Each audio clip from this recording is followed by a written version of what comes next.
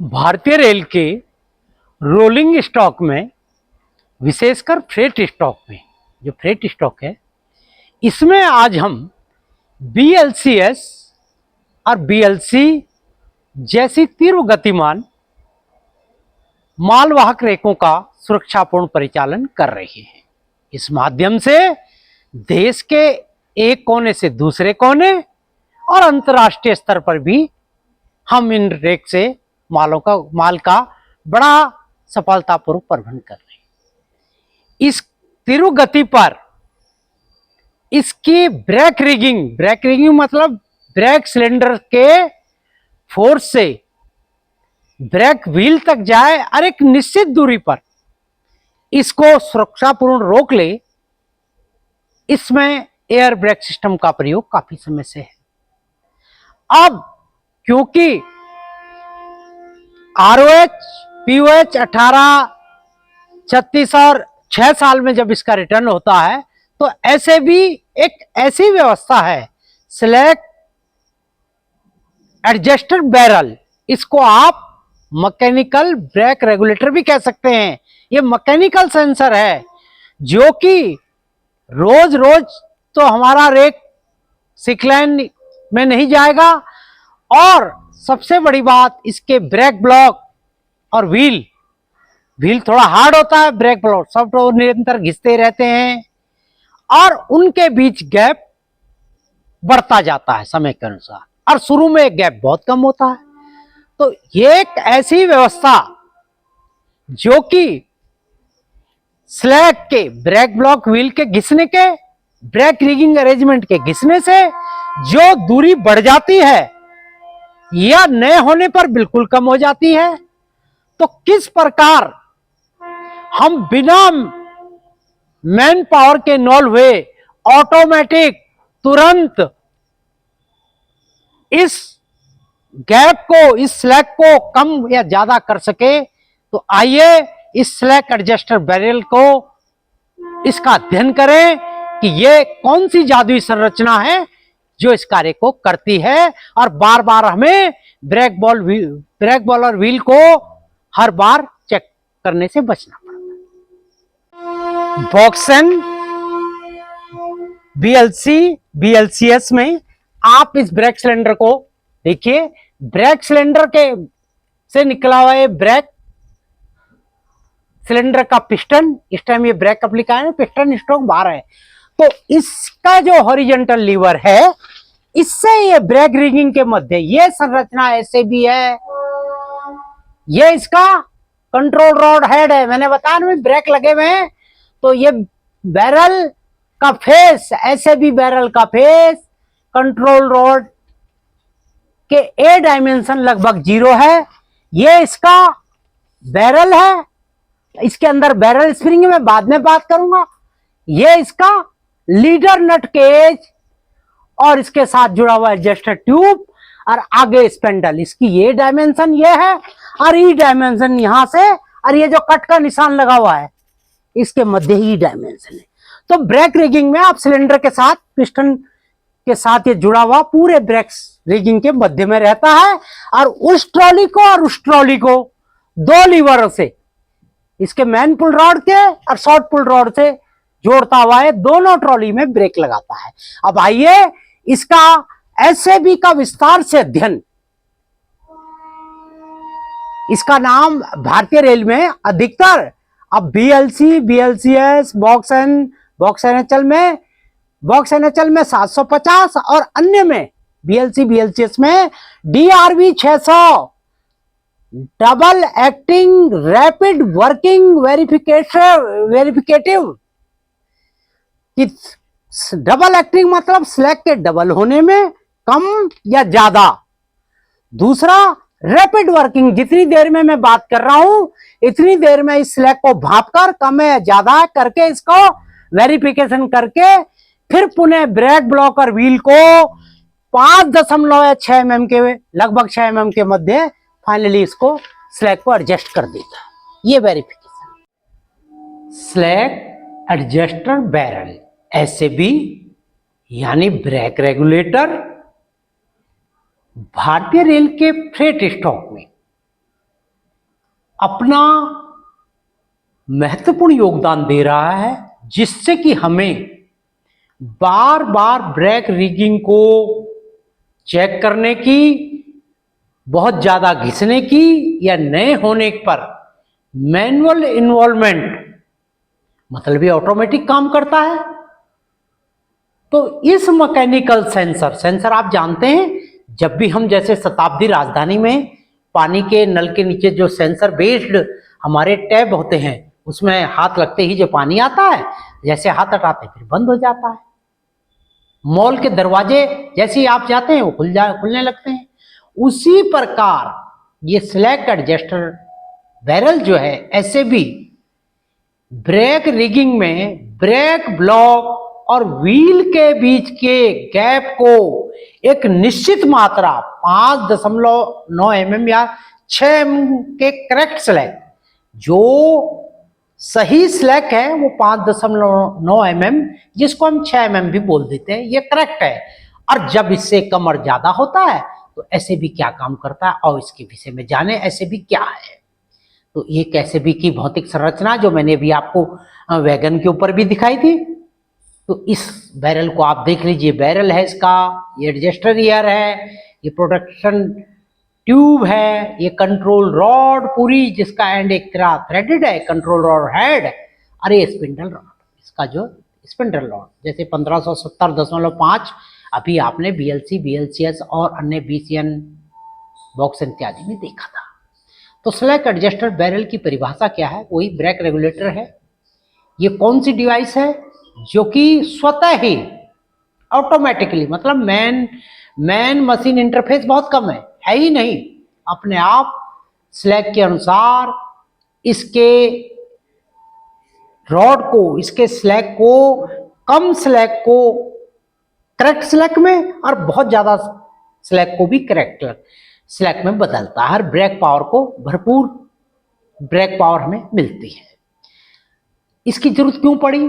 मैंने बताया था ना, जब नया आपके पास वैगन वर्कशॉप से आए, POH हो, ROH हो, तो ब्रेक ब्लॉक नए होंगे, ब्रेक रिगिंग बहुत ही ज्यादा करेक्ट होगा, तो उस समय करेक्ट स्लैक होगा। लेकिन समय की अवधि के दौरान ब्रेक ब्लॉक सॉफ्टवेयर मटेरियल, देखिए व्हील, एक मैं और आपको ज्योमेट्री बता दूं, रेल लाइन काफी हार्ड होती है, उससे कम हार्ड हमारा व्हील होता है, और सबसे कम हार्ड मतलब सॉफ्ट, इन सबसे सॉफ्ट हमारा ब्रेक ब्लॉक, क्योंकि ब्रेक ब्लॉक बदलना व्हील की अपेक्षा बहुत सरल है, रेल लाइन की अपेक्षा व्हील।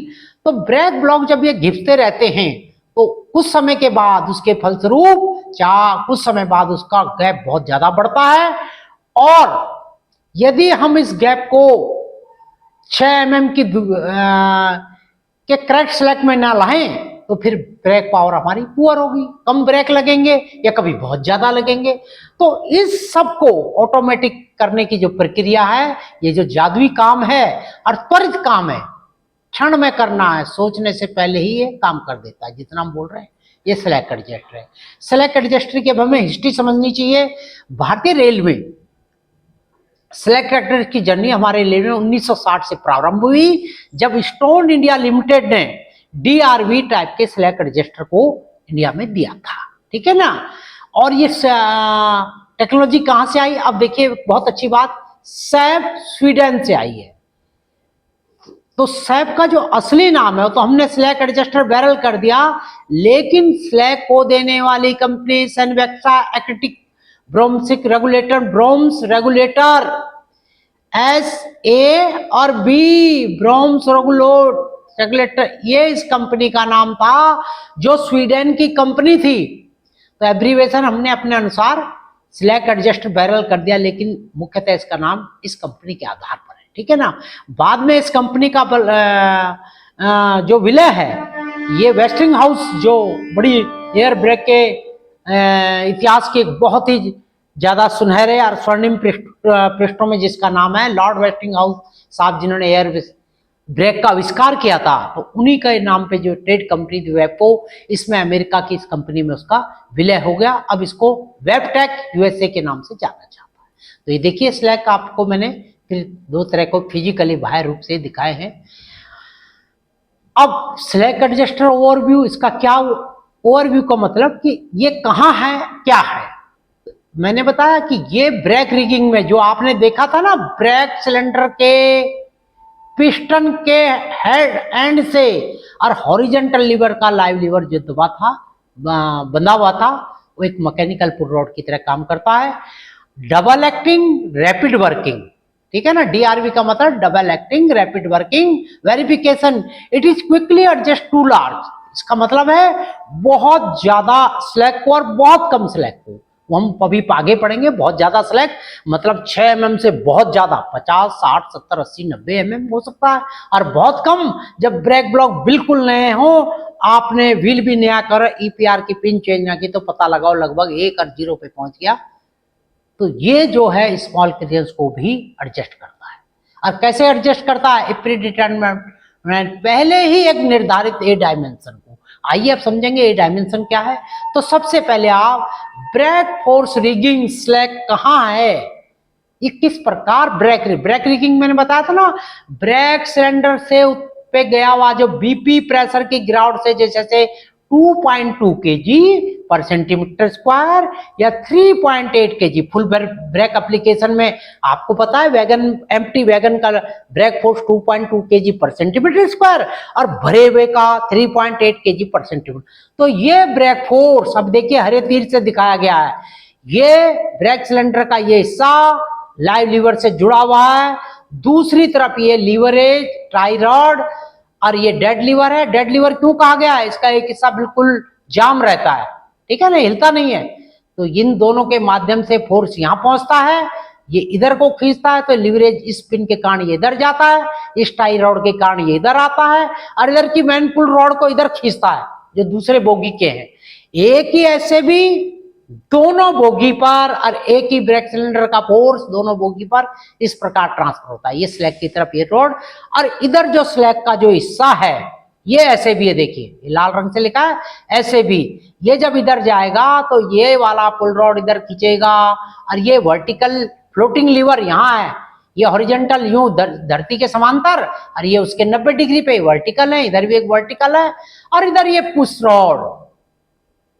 इस प्रकार ये ब्रेक सिलेंडर का फोर्स फाइनली पुश रॉड से होता हुआ ये ब्रेक ब्लॉक और व्हील ट्रेड के मध्य अधिकतम लग जाता है, ठीक है ना। अधिकतम ये फोर्स डेवलप होता है, टर्नो फोर्स होता है, टर्नो के हिसाब से फाइनली ये जो फोर्स है, तभी इसका लीवरेज रेशो काफी ज्यादा होता है, ठीक है ना, टर्नो फोर्स होता है। अब इसमें मैं एकदम तो लेकिन करीबन 18 टन तक के फोर्स इसमें हैवी बॉक्स एनएचएल इधर में 18-19 टन तक के फोर्स इसमें लगते हैं। ये हमारा अनुभव का जो है। अब आगे आइए ब्रेक रिगिंग कंपोनेंट्स। ये क्या है? ब्रेक रिगिंग कंपोनेंट्स, जो पूरे इसमें ये 20 कंपोनेंट हैं। आप इसको एंड पुल रॉड से एससीबी तक ये टोटल 20 इसके कंपोनेंट हैं जो ब्रेक रिगिंग अरेंजमेंट के इस ब्रेक सिलेंडर के फोर्स को अंत तक पहुंचाते हैं। तो इसको आप इनको आपकी जानकारी में इन 20 का नाम होना चाहिए, ठीक है। अब एक छोटी सी वीडियो के माध्यम से मैं इस छोटी की वीडियो के माध्यम से आपको ब्रेक रिगिंग में ये जो आपने कागज पर थ्योरिकल देखा, भौतिक रूप से एक एनिमेशन वीडियो में कुछ सेकंड की है, जिससे आपको क्लियर हो जाए ये किस प्रकार काम करता है। आइए इस वीडियो के माध्यम से आप सरलता से समझिए। During brake cylinder application, the piston in the brake cylinder moves forward, as a result of which the horizontal levers moves towards each other. Accordingly, the main pull rod, control rod and short pull rod moves towards SAB, and brakes are applied by the movement of brake blocks towards wheel. अब slag adjuster barrel SAB की इसके कुछ नाम हैं, IRSA 600 और IRSA 750। दो conventional wagon even BLCS में IRSA 600 लगते हैं, 750 कहाँ लगते हैं? जो बॉक्स NHL जो हैवी लोडेड होते हैं, BC NHL इत्यादि में 750 लगते हैं। तो क्योंकि हमारे पास BLC कॉन्वेंशनल वैगन का जखीरा है, तो इन दोनों का मैंने आपको परिचय कराया है 650 के विषय में। दोनों की कुछ विशेषताएं हैं। जो विशेषताएं हैं, आउटस्टैंडिंग फीचर क्या, फुल ऑटोमेटिक है। मैंने कहा मैन मशीन इंटरफेस बिल्कुल नहीं है, आदमी को इसमें ज्यादा इन्वॉल्व होने की जरूरत नहीं है। मतलब इन्वॉल्व कब होगा, जब कोई ऐसे भी खराब होगा तो ऐसे भी बदलना है, ROHPH में इसको देखा जाएगा। रोज रोज आप इसको देखने की जरूरत नहीं। हाँ, कभी 6 महीने 4 महीने में ब्रेक ब्लॉक बदले गए, जैसे 58 से उदाहरण के तौर पे 10 mm पे आ गए, 58 mm का ब्रेक ब्लॉक जब 10 mm पे आ जाएगा तो आपको बदलना पड़ेगा। पर रोज रोज नापने की जरूरत नहीं है कि अब स्लैग कम हुआ है ज्यादा, तो फुली ऑटोमेटिक।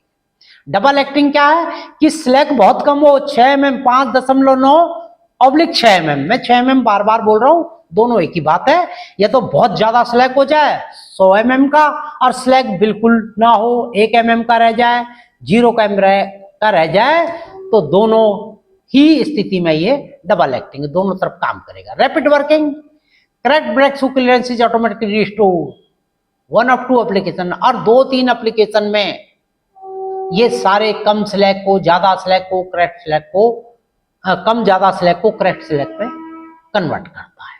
अब इसमें एक नाम आपके आ गएगा DRV, बट इज जैसे कई जगह आपको दिखाई देगा DRV 600, मैनुअल में भी है, RDSO में भी। दूसरा मैं सबसे बड़ी महत्वपूर्ण आपको बता रहा हूं, ये जितनी भी हम बात बता रहे हैं इसका संदर्भ क्या है, इसका संदर्भ है RDSO के पैम्पलेट G92 1998 और केमटेक का लेटेस्ट मैनुअल दिसंबर 2015, इन दोनों के संदर्भ में ही ये बनाया गया है।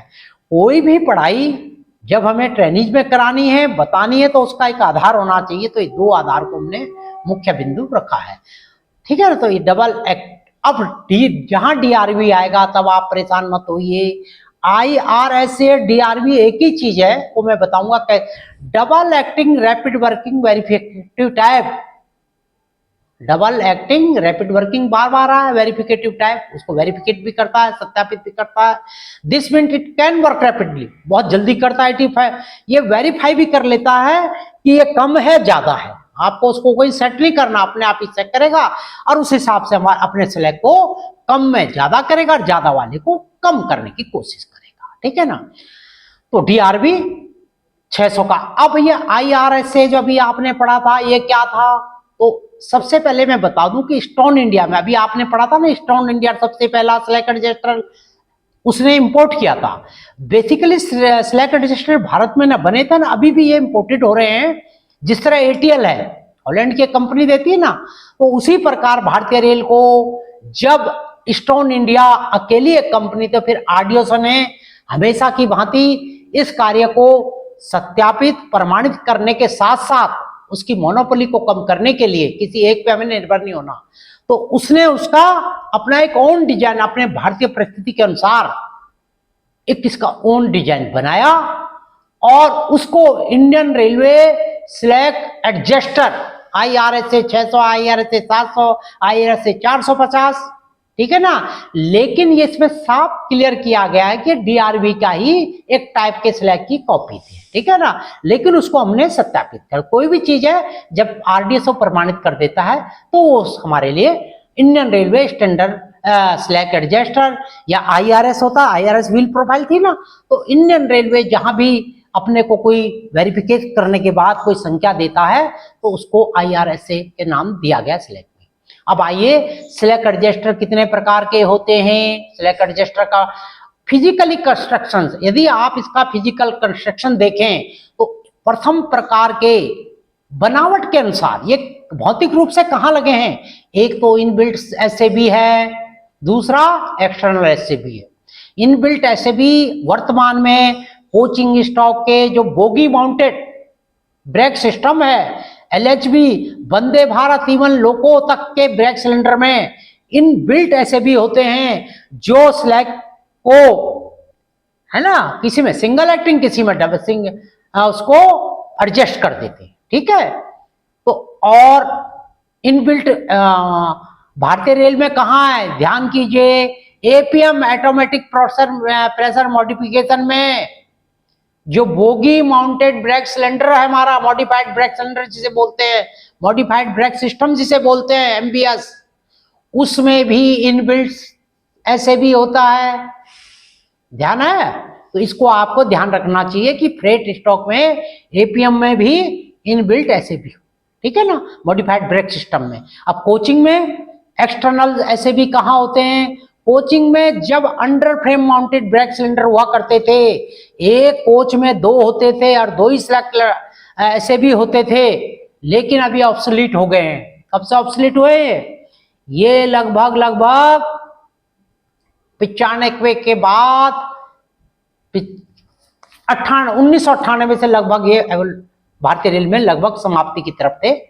उसके बाद फ्रेट स्टॉक धीमे धीमे समाप्त हुए, कुछ चलते रहे होंगे, लेकिन 2000 के बाद ये बहुत कम देखे गए, ये ऑब्सोलीट है इस टाइम। फ्रेट स्टॉक में मैंने बताया डीआरवी 600, डीआरवी 750, डीआरवी 450, डीआरवी 450 ये जो एल्यूमिना टैंक होते थे या हैं अभी, उसमें एल्यूमिना टैंक में ये अभी प्रयोग होते हैं। डीआरवी 750 मैंने बताया था, बॉक्स एनएचएल जो हैवी बॉक्स बीसी एनएचएल, और अधिकतर बाकी सभी बचे हुए फ्रेट स्टॉक में डीआरवी 600 जो उसमें बीएलसी, बीएलसीएस और सारे कॉन्वेंशनल बॉक्सन, बीसीएन इत्यादि जो है अधिकतर फ्रेट स्टॉक में इसका प्रयोग किया जा रहा है। तो पहला क्लासिफिकेशन आपने समझ लिया, on the basis of physical construction. दूसरा महत्वपूर्ण क्लासिफिकेशन है रोलिंग स्टॉक में कौन सा कहां प्रयोग होता है। तो ये मैंने बताया था कोचिंग स्टॉक में 450, अब ये टेक्नोलॉजी खत्म हो गई है। फ्रेट स्टॉक में currently in use, freight stock में डीआरवी 600, 750, इसी चीज को अब हमने रोलिंग स्टॉक में, कोचिंग या फ्रेट में, उसमें हमने बनावट के आधार पर किया था, ठीक है ना।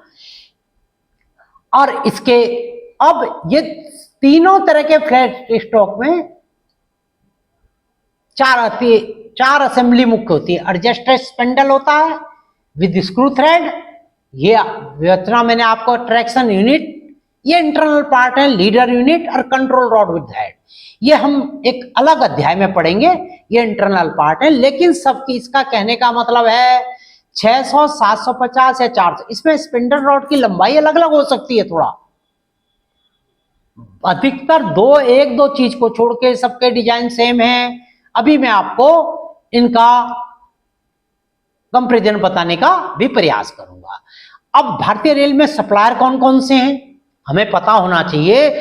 जब हमें पता है कि अभी हमारा एसएबी का हम प्रोडक्शन पूरी रूप से भारत रेल अपनी तरफ से नहीं कर पा रही है, तो जो भी हमारे सप्लायर हैं, ट्रेडर हैं, ओईएम नहीं है, ओईएम होते हैं जो ओरिजिनल इक्विपमेंट मैन्युफैक्चरर होते हैं। तो जो सप्लायर में general store Howrah, Ravindra trading Chennai, Flotek engineering Bangalore, कुछ को फुली जो है अप्रूव्ड है वो सप्लाई कर रहे हैं, कुछ अभी अंडर ट्रायल हैं, जैसे integral engineering Delhi, Titagarh wagon, top grip industries, east India foundries. तो ये सब वो सप्लायर हैं जो भारतीय रेल को एसएबी की आपूर्ति करते हैं, ठीक है ना। तो और ये ऐसे कौन से सप्लायर हैं, क्योंकि भारतीय रेल में आपको पता है बिना आरडीएसओ, बिना राइट, बिना किसी भी अप्रूव्ड अथॉरिटी के आप कोई सामान किसी से थोड़े ना ले लेंगे भाई। जान और माल दोनों का सुरक्षा हम सर्वप्रथम देखते हैं, तो उच्च कोटि के लिए आरडीएसओ सबको नामांकित करता है। तो इस प्रकार आपने एसएबी क्या है, इसका प्रकार कितने तरह के हैं, इसके क्या कार्य होते हैं, और इसके भारतीय रेल के सप्लायर कौन से हैं, इसमें डीआरवी आईआरएसए का क्या अर्थ है, इसको समझा। अब आप आइए इसकी महत्वपूर्ण डायमेंशनों को समझें। अब आप स्लैक एडजस्टर बैरल के, जिसको ब्रेक रेगुलेटर या ब्रेक रिगिंग का मैकेनिकल सेंसर बोला जाता है, अब इसकी हम वर्किंग को समझेंगे। इसमें दो डायमेंशन प्रमुख होती हैं। एक है डायमेंशन ए, सबसे पहले ये सबसे इंपॉर्टेंट, और ये प्री डिटरमाइंड पहले ही इसको निर्धारित किया जाता है। जब स्लैक एडजस्टर बदला जाए ये ROH है, POH है, ये एक टाइम इस डायमेंशन को बना। ये डायमेंशन कहाँ बनती है? अब आपको मैंने जब बताया था ये क्या है, ये स्लैक एडजस्टर का बैरल का फेस, ये ऐसे भी बैरल का ये फेस है, ठीक है। अभी आपने उसमें ब्रेकिंग में देखा पिक्चर में, और ये है control rod head. Control rod head में ध्यान रखिएगा, इसमें एक ग्रूव बना होता, उभरा होता है। तो आपने इस ग्रूव से और इस बैक फेस के बीच की दूरी, ये डायमेंशन A होती है, ठीक है ना। और ये प्री पहले से निर्धारित होती है। इससे ये डिसाइड होता है कि पे आउट और pay in take up of the slack brake rigging का मुख्यतः साधन यहां से बनेगा। पिस्टन स्ट्रोक कम या ज्यादा हो रहा है तो इसका इस पे बड़ा फर्क पड़ता है।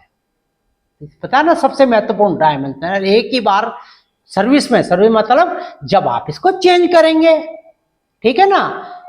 यानी ब्रेक ब्लॉक जब इसको चेंज करेंगे, एक बार बनती है, बाद में अपने आप पड़ जाती है, तो इसे बोलते हैं डायमेंशन A। इसका एक फॉर्मूला भी है, RDSO ने हमें ड्राइंग दे रखी है, तो इस फॉर्मूले को भी देखेंगे अपनी जानकारी के अनुसार। और एक बॉब आयरन वैगन के अलावा, बॉब आयरन वैगन में ये 27 mm होती है। बाकी conventional BLC, BLCS conventional wagon में ये 70 mm तो स्टैंडर्ड है, और 70 से 72 mm A डायमेंशन का मान हमेशा रखा जाता है। इसका एक गेज है, देखो अगले चित्र में देखें, ये देखिए आप, ये गेज है ना, हमने बताया उभरे हुए भाग से इसको हमने नापा, तो ये दूरी, ये हरे रेखा, ये दूरी डायमेंशन A है, ये गेज है उसकी। हर डिपो पे, रेड डिपो पे गेजें होती हैं। ये एडजस्टर ईयर है। ये एडजस्टर ईयर कहाँ बंधा होता है? ये एडजस्टर ईयर हमारे जो हॉरिजॉन्टल लीवर हैं उसके साथ, ये लाइव हॉरिजॉन्टल लीवर के साथ जुड़ा होता है। और ये जो कंट्रोल रॉड है, कंट्रोल रॉड के हेड के साथ जो कंट्रोल रॉड है, ये डेड लीवर, जो डेड हॉरिजॉन्टल लीवर के साथ ये सिंक्रोनाइज होता है, उसके लीवर के साथ ये बंधा होता है, ठीक है। और ये A डायमेंशन कब होती है? जब 5.9 क्लियरेंस, जो मैं आपको बार बार बता रहा था, जो करेक्ट स्लैक है, बिल्कुल सही स्लैक है, आइडियल स्लैक है, वो 5.9 ब्रेक ब्लॉक और व्हील ट्रेड के बीच की दूरी ये है, ये जो, ठीक है ना। तो अब आइए इसको कैसे नापा जाएगा? नापा तो ऐसे जाएगा, ठीक है ना। और इसका नापने के समय पहला और महत्वपूर्ण इसका जो आपने ध्यान रखा है, ब्रेक रिगिंग में कभी भी कुछ काम करना हो, नापना हो, कुछ करना है, मतलब इसको सेट करना है, तो आप इससे पहले ब्रेक को फुली रिलीज कर लीजिए। अब एक ड्राइंग हमें RDSO की ड्राइंग मिली है, इसके अनुसार ये देखिए, ये जो यहाँ पे लाल बिंदु है, इस पे लिखा हुआ है कि बॉक्स जो हमारे कॉन्वेंशनल टाइप के स्ट्रोक हैं, इन सबका 70 + 2 - 0 मतलब 70 से 72 है। ये RDSO की ड्राइंग नंबर WD 62064 समथिंग करके ये ड्राइंग नंबर है। तो ये ड्राइंग आपके लिए बड़ी महत्वपूर्ण है। इस ड्राइंग में सभी पार्ट्स, ब्रेक रिगिंग का जो SAB का जो इंटरनल पार्ट है, ठीक है ना, एक पार्ट है, तो इसकी लंबाई इत्यादि सब चीजें आपको दे रखी हैं। आप जब भी कहीं बात करेंगे तो इनके अनुरूप ही करेंगे, ठीक है। तो अब आप इसका कैलकुलेशन भी समझ लीजिए। एक तो हमारे पास आधार है 72 कहां, 70 से 72 कहां से है? RDSO के। दूसरा इसका एक फॉर्मूला है बोगी लीवरेज रेस जो होता है। बोगी लीवरेज क्या होता है? कैसनफ के अधिकतर घटकों में, और उसी टाइप के 6-7 जो BLC में LCCF20C होती है ना, वो कैसनफ का ही तो रूप है। कैसनफ बोगी का ही एक रूप है, जिसके व्हील हमने कम कर दिए, सेंटर पिवट बिल्कुल हमने उसको एक सार कर दिया, उभरा सेंटर पिवट इनबिल्ट कर दिया। बोगी कितनी है? 2, स्लैग कितने हैं? 1, ब्रेक ब्लॉक क्लियरेंस कितना है 5.9। तो आप इस फॉर्मूले में रखिए बोगी लीवरेज 6 गुणा 2 गुणा SAB 1 और गुणा ब्रेक ब्लॉक क्लियरेंस 5.9। तो ये आ गया 70.8 mm। ये mm में ही बात चल रही, 5.9 mm है तो 70.8। अब माना इसकी जगह आप 6 कर दें तो ये फिर 72 हो जाएगा। तो 70 से 72 कैसे आया आप इस कैलकुलेशन से भी कर सकते हैं।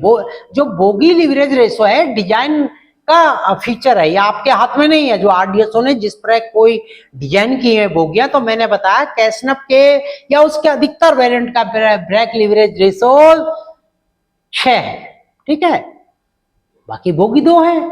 तो ब्रेक ब्लॉक क्लियरेंस 5.9 या 6 लेंगे तो 72 हो जाएगा। तो इस प्रकार आपको निश्चित हुआ कि डायमेंशन ए 70 से 72 होनी चाहिए। अब माना जब आप शुरू में ब्रेक ब्लॉक को ब्रेक रिगिंग अरेंजमेंट में ऐसे भी को सेट करते हैं, नापते हैं ROH इत्यादि में, कहीं आपको ये कम मिला तो इसको आप कैसे सेट करोगे। तो इसमें जो कंट्रोल रॉड का जो लीवर है उसको खोलने के बाद, इसको यहाँ पे एक लीवर होता है, इसको आप खोल देंगे।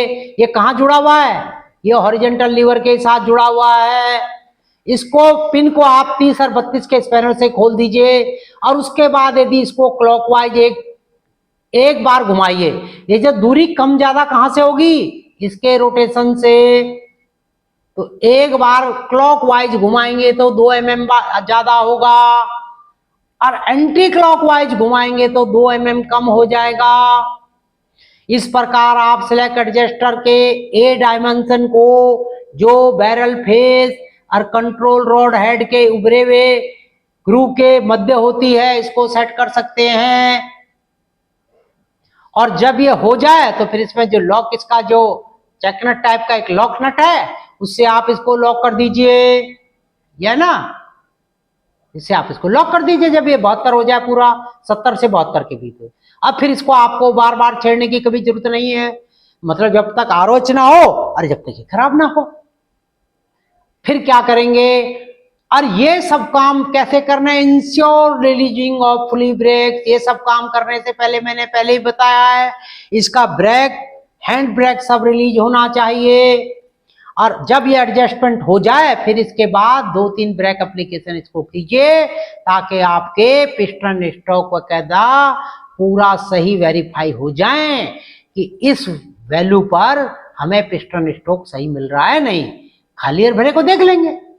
कैसे देखोगे भाई, LSD को दबा दीजिएगा, एक बार खाली में देख लीजिए, एक बार LSD उठा के देख लीजिए, सिंपल सा प्रैक्टिकल है। ये आपको इसके करस्पॉन्डिंग पिस्टन स्ट्रोक मिल जाएगा।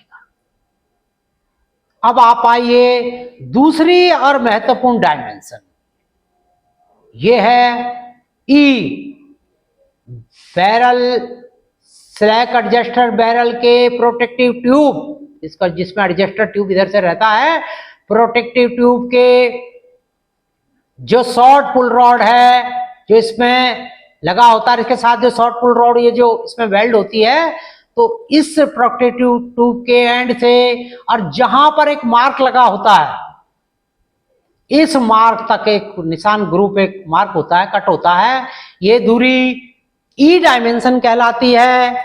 ई डायमेंशन का जो प्रमुख आधार है केमटेक मैनुअल 2015, 2001 इत्यादि से इसका मान 555 से 575, इसको कई जगह 555 प्लस 20 माइनस 0 mm लिखा है। 555 से नीचे ये नहीं होना चाहिए, ठीक है ना।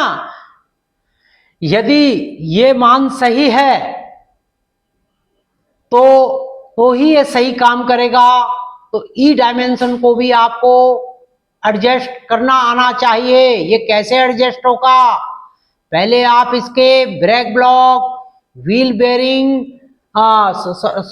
व्हील के अनुसार एंड पुल रॉड की पिन को किस प्रकार एडजस्ट करेंगे, ये आप अगले चित्र में देखिए।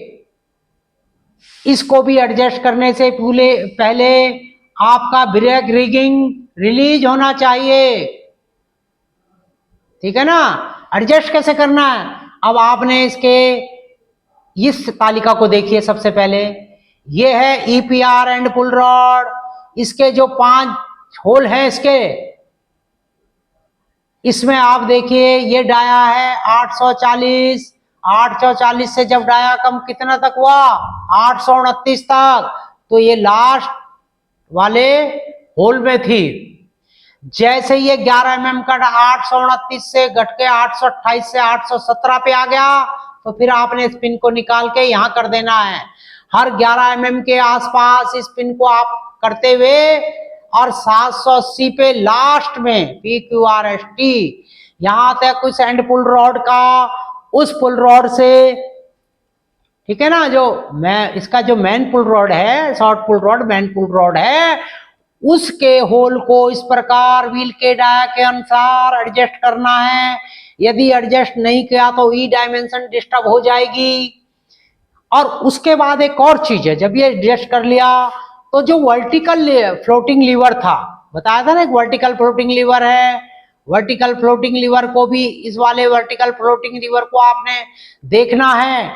यदि ये बहुत ज्यादा झुका हुआ है, वर्टिकल नहीं है जो इसका नाम है, तो फिर आपके इसके पुश रॉड होती हैं, उसमें 2 पिन होती हैं, पुश रॉड में 2 होल होते हैं, तो उस पिन को भी अंदर से बाहर की तरफ, उस पुश रॉड पिन को भी उसकी स्थिति चेंज करनी है, ताकि ये वर्टिकल लीवर हमेशा वर्टिकल रहे, जिससे आपको ई डायमेंशन को बनाने में, मतलब 555 से 575 के बीच रखने में सहायता मिलेगी।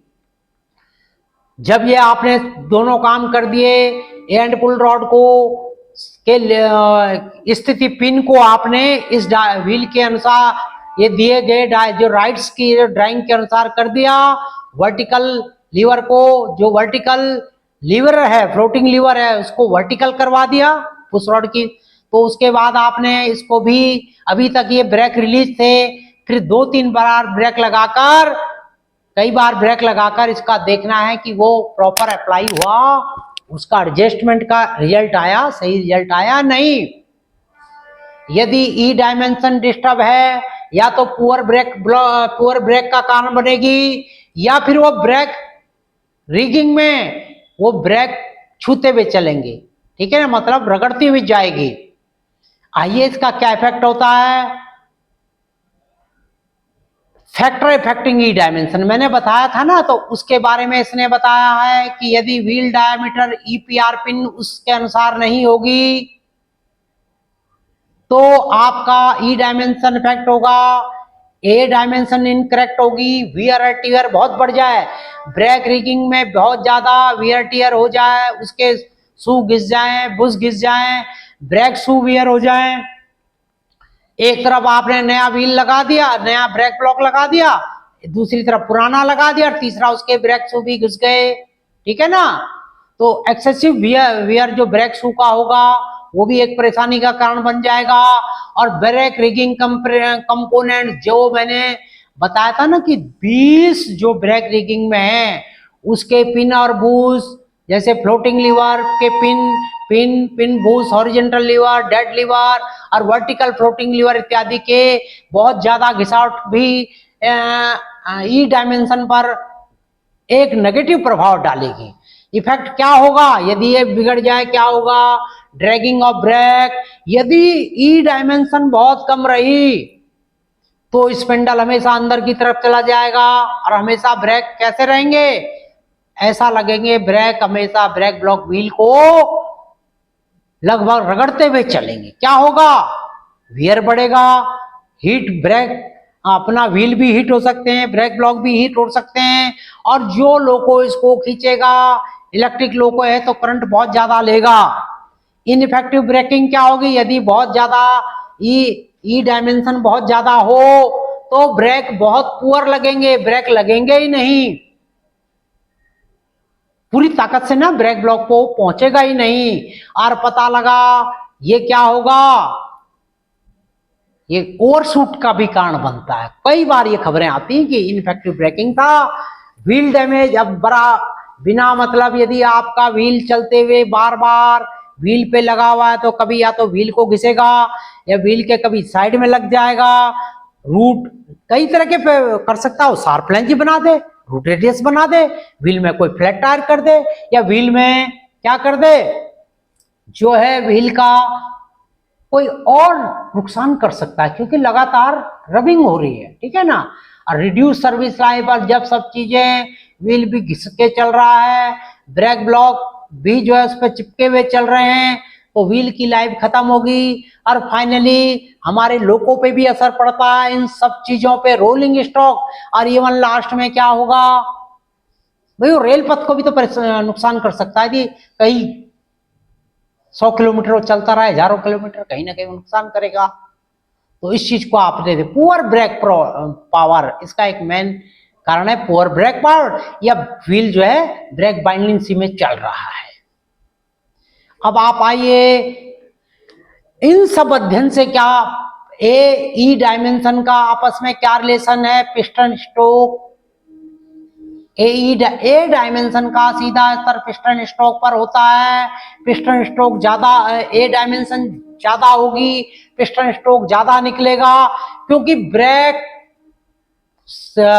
जो एसएबी का जो बैरल है जब तक कंट्रोल रॉड से टच करेगा वो ब्रेक लगाता रहेगा, ठीक है। तो ए ज्यादा होगी तो देर में करेगा, ज्यादा कम होगी तो कम ब्रेक पिस्टन स्ट्रोक कम निकलेगा, ठीक है ना। और ई डायमेंशन रीच देयर में, यदि ई डायमेंशन बहुत कम हुई तो पिस्टन स्ट्रोक बहुत ज्यादा होता चला जाएगा। तभी तो हमने कहा ना, बहुत ज्यादा पिस्टन रॉड बहुत देर तक चिपका रहेगा, उसको वापस आने में भी टाइम होगा। एक तरह से हल्की सी ब्रेक बाइंडिंग का कॉज बन सकता है।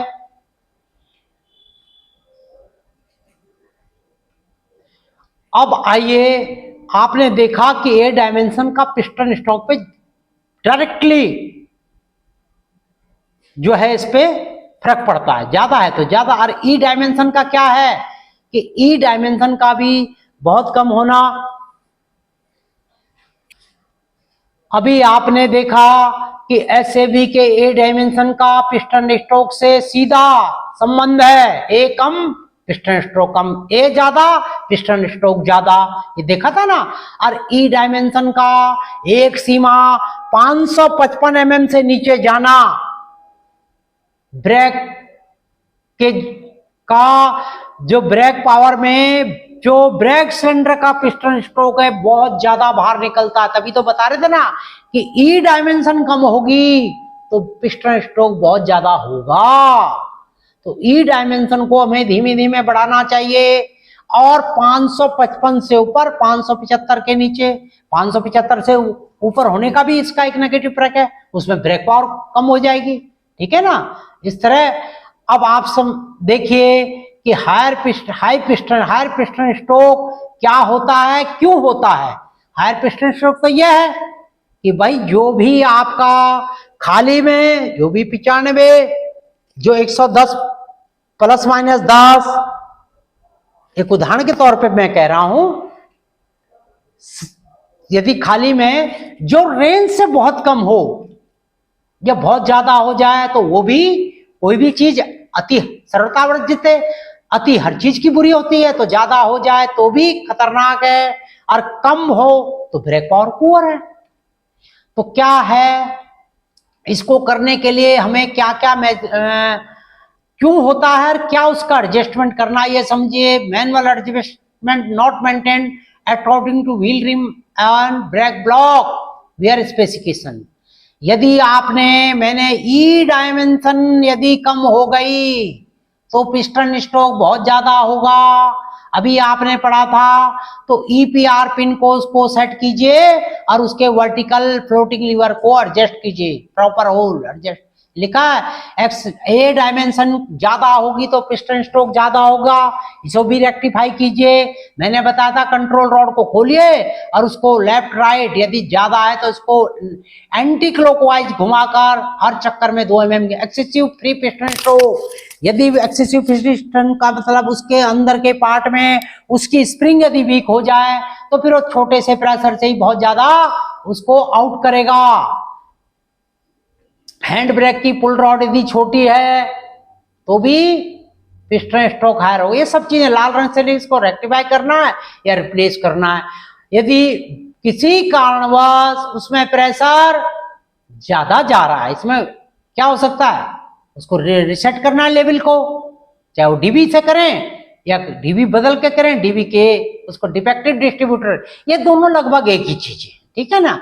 एक चीज है कैसे इसमें डीबी में कई बार इंटरनल इसकी सेटिंग होती है कि हायर पिस्टन कितना प्रेशर जाना चाहिए, कहीं वो किसी कारणवश डिस्टर्ब हो जाए तो उसको डिफेक्टिव ब्रेक रिगिंग, माना कोई फ्लोटिंग लीवर ही आपका जो है बहुत ज्यादा मूव कर रहा है, ठीक है ना, तो इस कारण भी ये कई बार ब्रेक रिगिंग में कोई खराबी हो तो पिस्टन स्ट्रोक ज्यादा हो सकता है।